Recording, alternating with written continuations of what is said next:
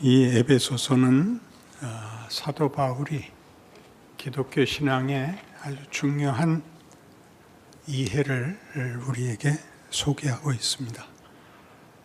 기독교 신앙의 중요한 이해라는 것은 모든 종교가 그렇듯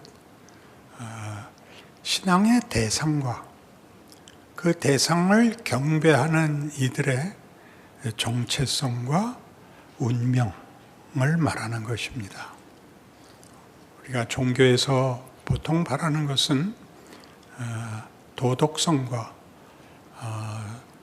성실함을 대부분 그 목적으로 하고 있는데, 오늘 에베소서에서 보듯이 우리 기독교 창조주 하나님은 우리를 창조할 때 우리가 하나님의 영광의 찬송이 되는 것을 목적했다고 말합니다. 그때 번역마다 약간씩 틀리는데, 제가 가셨던 옛날 구역은 영광의 찬송이 되게 한다, 그렇게 되어 있고, 그 다음에 영광을 찬송하게 하려 하심이라로 되어 있습니다. 영광을 찬송한다는 것은 하나님이 베푸신 구원의 크기와 그 놀라움에 대한 기꺼운 반응을 묘사하는 것입니다. 하나님께 감사하는 것이지만 그것은 의도에 아직 좀 못 미칩니다. 하나님의 구원, 하나님의 복주심, 하나님의 허락한 영광 같은 것들을 이렇게 기뻐하고 주신 하나님께 감사하는 그런 차원보다 더 크게 우리가 하나님의 영광의 꽃이라 그러는 것입니다. 그건 다르죠? 하나님의 영광은 우리가 없이는 혼자서 영광을 완성하지 않겠다, 그런 뜻이니까 기독교에서 말하는 구원, 창조, 심판은 전부 하나님이 창조하신 그 성경 표현대로 그의 형상으로 지으신 인간들과 이런 관계적 또 그 기쁨과 영광의 차원에서 이렇게 서로가 말하자면 대등한 관계를 약속하는 셈입니다. 이 대등하다는 것은 우리 성경에서 사랑이나 믿음이라는 말이 등장하는 이유가 됩니다. 존재론적으로는 우리가 하나님과 같은 지위일 수 없으나 관계성에 있어서 하나님은 우리에게 이런 대등해야만 성립이 되는 믿음과 사랑을 목적하고 있다, 이렇게 말하는 것이 기독교인 것입니다. 그래서 지금 이 에베소서 1장에 나오는 하나님의 목적, 인류를 향한 운명이 하나님의 영광을 찬송하는, 하나님의 영광의 찬송이 되는, 하나님의 영광의 꽃이 되는 이 얘기들을 바울은 옥중에서 하고 있습니다. 그러니까 이 대조는 굉장히 중요한 것이죠. 예수를 믿는 일에 가장 복된 운명을 그가 억울한 옥살이를 하는 현실 속에서 써야 한다는 것은 무슨 말인가 하는 것이죠. 우리는 바울이 하나님 앞에 부름을 받기 전에는 예수 그리스도를 믿는 자들을 박해하러 다닌 사람이었다 하는 것을 기억해야 합니다. 그때 그는 권력을 가졌고 그 정죄와 형벌을 요구하는 입장에 있었는데, 사도가 된 후에는 오히려 그런 권력과 그런 정죄의 피해자가 된 입장에서 오늘 보는 것과 같은 성경의 약속, 하나님의 창조와 구원의 목적, 인간이라는 존재의 운명과 정체성을 말하고 있습니다. 바울은 그 부름을 받을 때 밤의 세계까지 가서 예수 믿는 자들을 핍박하는 권세를 가지고 가다가 예수를 만납니다. 예수님이 바울을 부르는 장면도 뜻밖이고 그때 나눈 대화도 뜻밖입니다. 바울이 묻죠. 당신은 누구십니까? 예수님의 대답은 나는 네가 핍박하는 예수다. 왜 이런 상황에서 그를 부르는지. 사도가 되는 소명을 최악의 경우 무지한 정도가 아니라 이렇게 반대 입장, 핍박하는 지경까지 놔두었다가 그 조건 속에서 불러내는가 하는데 성경에 가르침이 있습니다. 그는 그의 소명이 사도행전 9장에서도 예수님이 그에게 너는 모든 족속과 임금과 왕들 앞에 하나님의 뜻을 전하기 위한 사도로 보냄을 받는다. 네가 많은 고난을 겪을 것이다 하는 것을 말하자면 약속합니다. 그리고 사도행전 26장에서는 그 예루살렘으로 돌아와 체포되어 유대인들이 가지는 종교와 다른 신을 섬기는 자라는 핍박 속에 이제 시저 앞에 재판받을 것을 요구해서 이제 로마로 떠나게 되는데 그 직전에 당시의 분봉왕 아그리빠와 총독 베스도 앞에서 그 재판을 받는 장면이 나옵니다. 거기서 아그리빠나 베스도는 이해할 수가 없는 것입니다.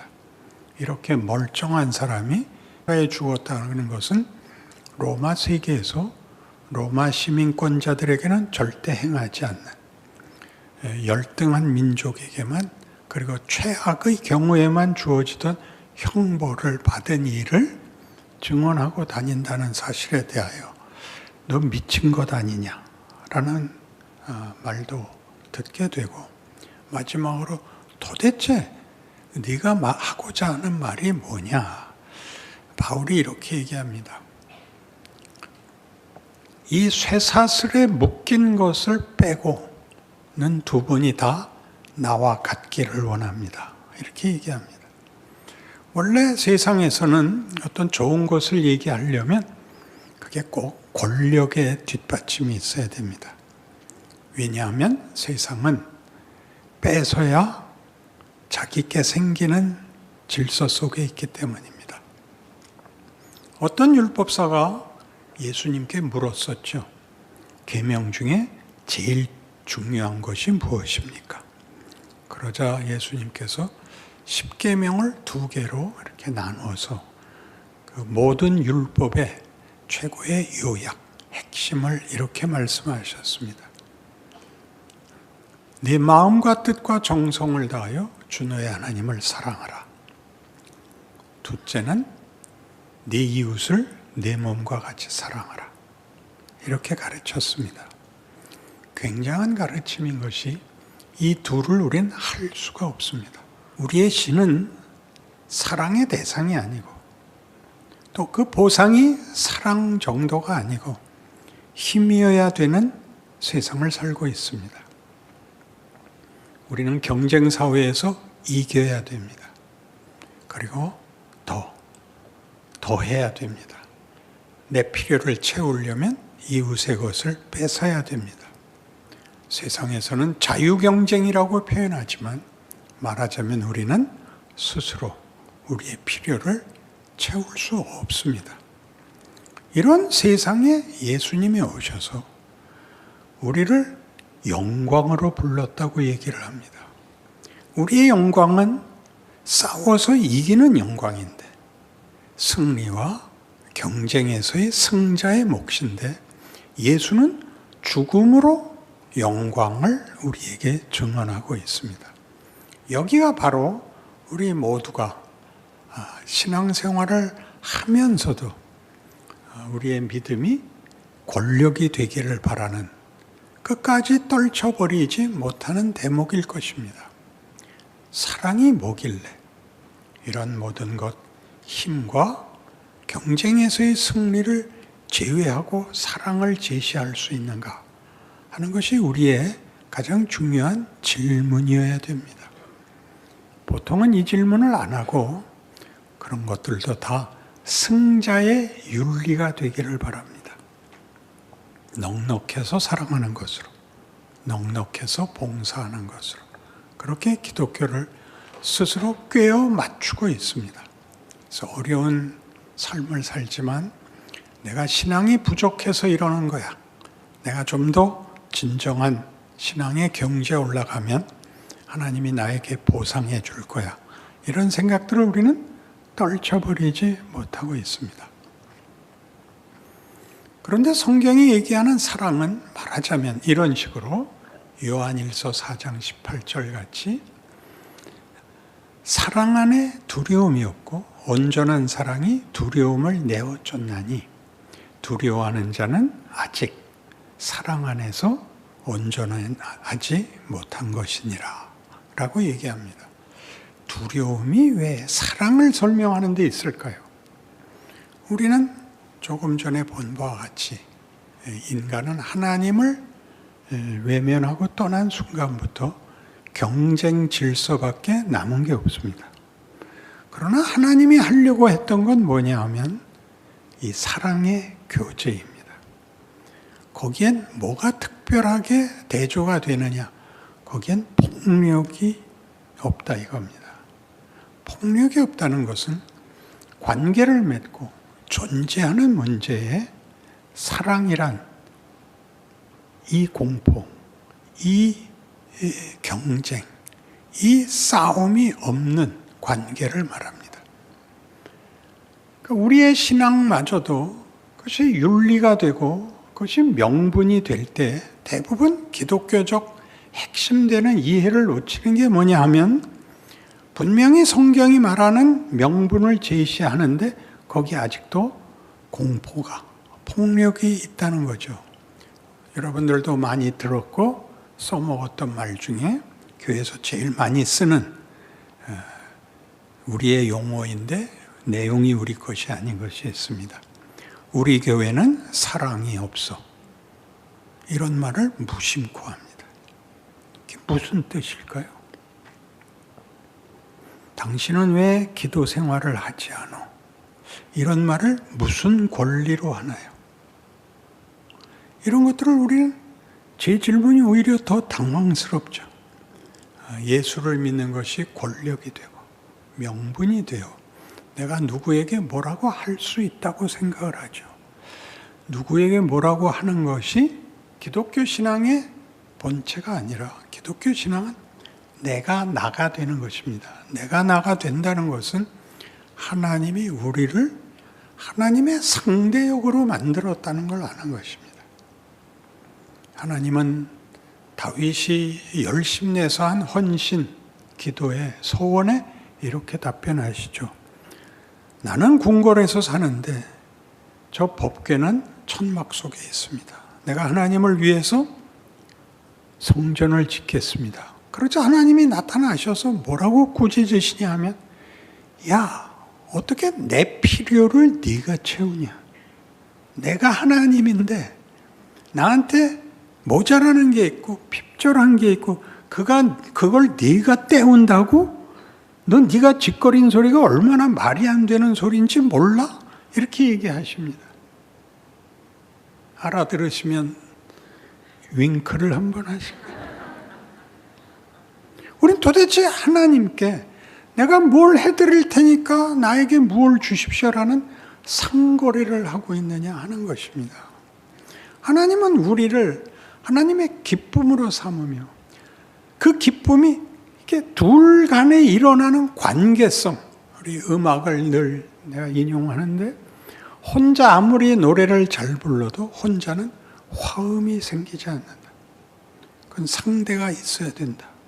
하나님은 우리와 이런 관계, 이런 화음, 이런 예술, 성경이 얘기하는 영광으로 우리를 부르고 있습니다. 그 성경은 계속 사랑을 얘기할 때마다 그게 어떻게 공포와 다른지, 어떻게 폭력이 될 수 없는지를 너무나 신약 성경에서 많이 언급합니다. 우리 갈라디아서 5장 22절 이하에 있는 성령의 열매를 보십시오. 성령의 열매는 사랑과 희락과 화평과 오래 참음과 자비와 양선과 충성과 온유와 절제. 여긴 어느 단어에도 폭력이 없습니다. 그렇죠? 폭력이 없다는 것은 내가 나 자신이 되는 문제를 어디서 약탈해 와서 채워야 될 필요를 느끼지 않는다는 겁니다. 그러니까 하나님이 우리를 예수 안에서 불렀다고 얘기할 때, 더 계속 우리가 나갈 것이지만 에베소 1장 3절에서 6절에 있는 내용은 영광의 찬송으로, 영광의 꽃으로 부르는 것은 예수 안에서라고. 매 절마다 그리스도 안에서, 그리스도 안에서, 그리고 사랑 안에서입니다. 예수 안에서라는 것은 우리가 알고 있듯이 신이 우리를 붙들기 위하여 우리의 자리까지 내려온 것이고 죽음마저도 동참하신 사건입니다.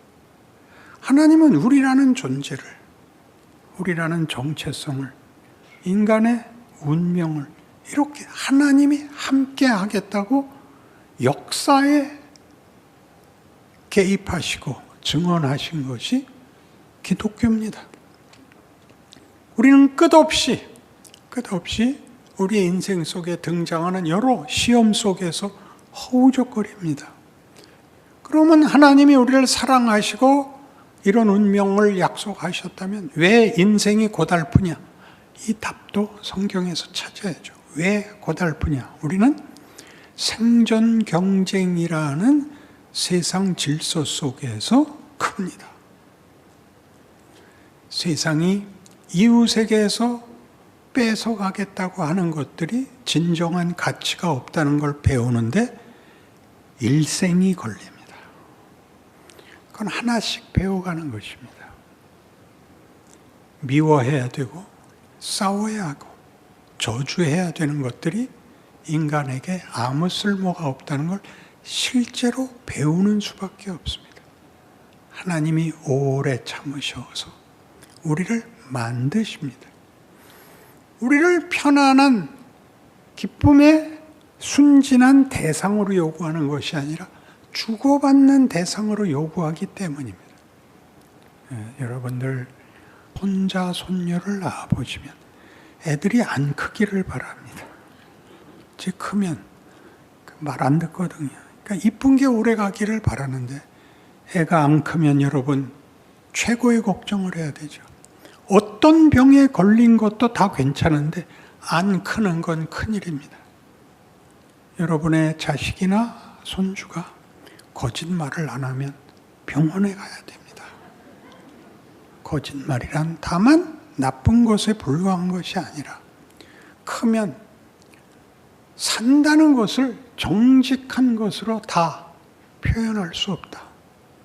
정직한 것으로 다 극복할 수가 없다는 걸 아는 것입니다. 우린 거짓말을 하고 거짓말을 해서 넘어간 일들이 우리에게 독이 된다. 우리를 불명예스럽게 만든다는 것들을 배웁니다. 후회도 하고 수치를 배워야죠. 명예를 깨우쳐야 합니다. 그래서 이런 갈라디아서 5장 같이 고린도전서 13장에서도 사랑은 어떻게 등장하냐 하면 그것은 환상이 아니다. 그것은 능력도 아니다. 그리고 그건 열정도 아니다. 뭐냐? 오래 참는 거다. 왜 그러죠? 사랑이 왜 오래 참아야 되죠? 사랑은 혼자 하는 것이 아닙니다. 혼자 독점하는 것이 아니며 조작하는 것이 아닙니다. 상대가 사랑의 대상이 되는 지위에 올라와야 되기 때문에 기다려줘야 됩니다. 그 과정에 온갖 시험들, 사랑 이외의 것들, 우리 제일 많이 나오는 거, 권력이 가장 큰 대적입니다. 힘만 있으면 사랑도 할 수 있고 헌신도 할 수 있고 도와줄 수 있다고 생각하는데, 하나님은 우리 보고 어떤 능력을 펼치라는 걸 목적으로 삼지 않고 정체성을, 존재를, 지위를 요구하고 있습니다. 얼마나 놀라운 초대입니까? 무례행치 않고 성내지 않고 자기의 유익을 구하지 않으며 모든 것을 참고 견디고 바라고 믿습니다. 의지가 들어가 있죠. 사랑에는 의지가 들어가죠. 왜 우리한테 어려운 일이 생기느냐? 하나님을 믿고 따르겠다 그러는데도 왜 어려운 위협이 늘 있느냐? 사랑은 방치할 수 없기 때문입니다. 아무 일도 없게 만드는 것이 사랑 아닙니다. 모든 장애를, 어려움을 해결해 주고 제거해 주는 것을 사랑이라 그러지 않습니다. 우리는 상대가 커야 된다는 걸 압니다. 완성을 하기 위해서 여러 번 실패해야 된다는 걸 압니다. 그걸 견디게 해주죠. 편히 되어주죠. 완성될 때까지 꾸중도 해야죠. 붙잡아 와야죠. 그런 것들이 성경이 말하는 하나님 되심입니다. 기독교의 신앙의 대상은 이 하나님입니다. 천지를 지으셨고 인간을 자기 형상대로 지어서 자기와 사랑과 믿음의 관계의 대상이 되어달라고 요구합니다. 거긴 뭐가 필요했냐 하면, 여러분은 아담이 범죄한 데 대해서 늘 불평이죠. 선악과는 왜 만드셨나? 왜 먹는 걸 안 막으셨나? 그러니까 우리는 인간을 왜 완제품을 안 만들었느냐? 시키는 대로 하는 자를 왜 안 만들어서 우리로 선택해서 이 고생을 하게 하느냐? 그 답이 노아입니다. 노아는 뭐냐 하면 범죄하여 죽을 수밖에 없는 그 족보에서 유일하게 하나님을 따르는 모범생입니다. 그래서 노아와 그 자식만 남겼는데 그들도 결국 범죄합니다. 그게 무슨 뜻일까요? 완제품을 요구하는 것이 아니라, 조작이 가능한 대상이 아니라 자발적 사랑과 믿음의 대상을 요구합니다. 그래서 긴 역사가 시작이 되고, 이 역사는 잘하느냐 못하느냐를 심판하는 약속이 아니라 하나님이 만드신 것을 만들기 위하여 하나님이 역사에, 인생에 뛰어들어오되 그 운명을 우리에게 이렇게 분명히 먼저 약속하고 전개한 역사입니다. 아브라함이죠. 내가 네게 복을 주어 내 이름을 창대케 하리니 너는 복의 근원이 될지라. 너를 축복하는 자에게는 내가 복을 내리고 너를 저주하는 자에게는 내가 저주하리니 땅의 모든 족속이 너를 인하여 복을 얻을 것이니라. 이렇게 역사가 시작되는 겁니다. 뭐 때문에 그렇다고요? 커야 되기 때문입니다. 자라나야 됩니다. 성숙하고 이 자리, 이 감사의 자리, 하나님을 사랑할 수 있고 사랑을 받을 수 있고 우리의 인생 속에서 이것이 커가는 과정을 겪고 커지는, 궁극적으로 하나님의 영광의 꽃이 되는 것입니다. 여러분들은 전부 나 생각할 필요 없이 하나님의 뜻대로 해주세요. 이 기도를 제일 많이 합니다. 내 뜻대로 마옵시고 아버지의 뜻대로 하옵소서. 우리의 그 기도에는 선택의 책임을 지지 않겠다는 변명입니다. 예수님께서도 하셨는데, 그렇죠. 아버지의 뜻을 따르겠다가 뭐였어요? 십자가라고요. 이 잔을 내게서 비켜주옵소서. 그러나 아버지의 뜻대로 하겠습니다. 그랬더니 문제가 책임이 없어지는 것이 아니라 완벽하게 수모와 오해와 핍박과 고통과 죽음을 맞이해야 됐던 것입니다. 놀라운 일이죠. 죽음마저도 하나님이 우리에게 만들려고 하는 목적에서 제외되지 않는다. 방해할 수 없다. 하늘의 미랄이 땅에 떨어져 썩어야 된다. 이런 것들은 기독교에만 있는 어떤 반어법들이요, 은혜요, 기적이요, 약속인 것입니다. 그런데 우리는 한 번쯤은 잘해볼 수 있지 않습니까? 그게 교회입니다. 교회 나가면 세상에서와는 좀 다르게 해라. 그게 교회입니다. 그러니까 처음에 뭘 해야 된다 그랬죠? 인상을 푸셔야 됩니다. 이게 굳어져서 여기 나올 때도 긴장돼 있고 아무 책임도 안 지겠다는 자세가 역력해 보입니다. 그러니까 제가 설교할 때 제일 어려운 건 뭐냐 하면 이 여러분 얼굴들이 긴장과 두려움 속에 있는 걸 제가 뚫어야 되는 것입니다. 희죽거리라는 건 물론 아닙니다. 그러니 잘 생각해 보십시오. 예수를 믿는다는 건 어떤 약속 속에, 어떤 운명, 어떤 정체성으로 현실을 이겨야 하는 것인가? 현실을 이기는 것은 면제를 받는 것이 아니라 겪어야 되는 것입니다. 그 속에서 배웁니다. 성경이 왜 이런 얘기를 했겠습니까? 하나님을 사랑하는 자, 그 뜻대로 부르심을 입은 자들에게는 모든 것이 합력하여 선을 이루느니라. 이것이 역사요, 이것이 인생이요, 현실인 것입니다.